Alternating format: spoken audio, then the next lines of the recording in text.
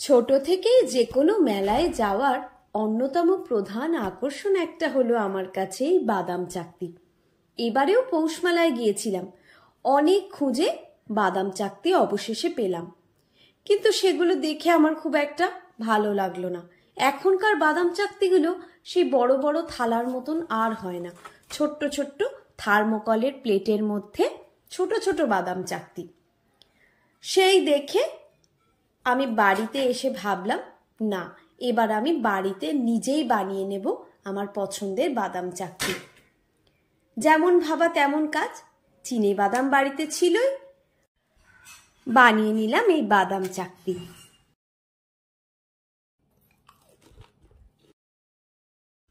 প্রথমেই একটা থালা নিয়ে নিলাম, থালাটার মধ্যে অল্প একটু সাদা তেল দিয়ে পুরো থালাটার মধ্যে ভালোভাবে আমি মাখিয়ে নিচ্ছি। 1 কাপ ভর্তি বাদাম নিয়ে নিয়েছি।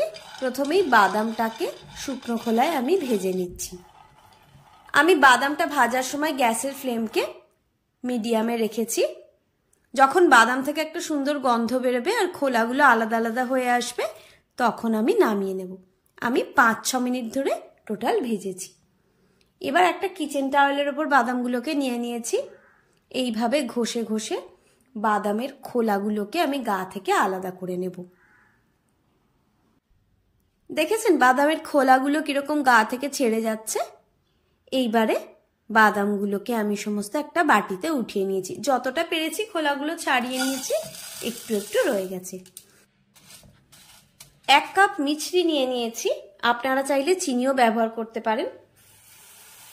1/3 কাপ মতন জল নিয়ে নিয়েছি। মিছরিটা গলার জন্য যতটা জলের প্রয়োজন ততটুকুই আমি নিয়েছি। এবার গ্যাসের ফ্লেমকে মিডিয়ামে রেখে আস্তে আস্তে মিছরিটাকে গলিয়ে নিচ্ছি।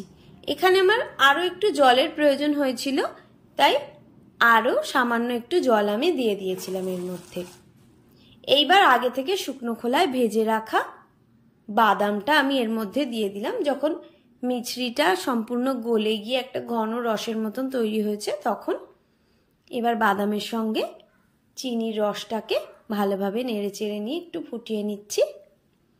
এটা ঘন হয়ে আসলেই আমি নামিয়ে নিলাম। এবার আগে থেকে যে থালাটার মধ্যে আমি তেল মাখিয়ে রেখেছিলাম, সেই থালাটার মধ্যে আমি বাদামটাকে ঢেলে নিচ্ছি। স্প্যাচুলার সাহায্যে বাদামটাকে সমানভাবে আমি এখানে ছড়িয়ে দিচ্ছি। এইভাবে একটা গোল শেপ আমি এর মধ্যে দেওয়ার চেষ্টা করলাম।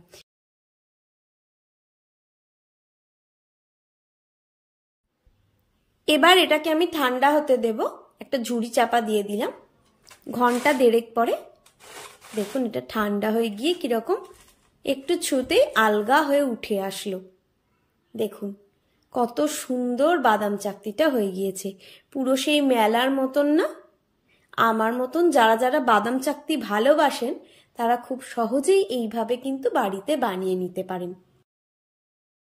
ভিডিওটা সম্পূর্ণ দেখার জন্য অনেক ধন্যবাদ। রেসিপিটা কেমন লাগলো আমাকে কমেন্টে জানাবেন। আর যদি ভালো লাগে তাহলে ভিডিওটাতে একটা লাইক দিয়ে আমার চ্যানেলটা সাবস্ক্রাইব করে আমার পাশে থাকার অনুরোধ রইল। সবাই ভালো থাকবেন, সুস্থ থাকবেন। আজ এই পর্যন্তই। পরের দিন আবার একটা নতুন রেসিপি নিয়ে আমি চলে আসব। ততক্ষণের জন্য টাটা।